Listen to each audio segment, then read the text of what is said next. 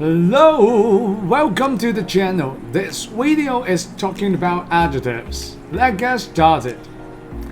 This topic is talking about the positions and the order of placing adjectives, different adjectives in a single sentence. Let's take a look.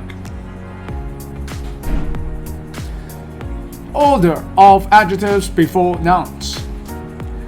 In order to understand the adjectives that we put in front of a blue, we are talking about two different types of adjectives that we put in front of a color blue. The first one we are talking about is the cumulative adjectives.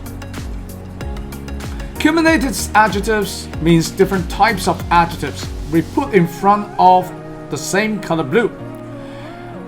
If you are having different types of adjectives that put in front of a blue, we should follow an order, and these are the order that you usually follow. First, we'll be putting opinion, then size, age, shape, color, origin, material, purpose, before a color blue. So, in order to make ourselves more easy to remember, we actually could break down into two different parts, and we could say orsa, scom. Okay, orsa, scom.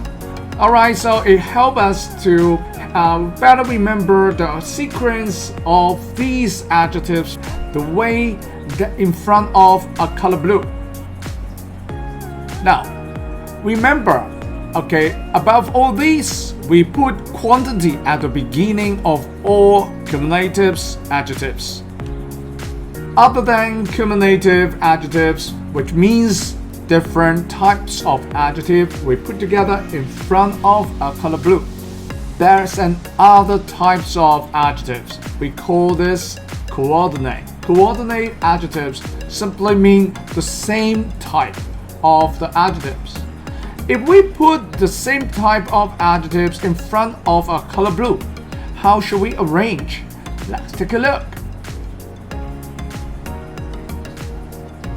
The use of comma.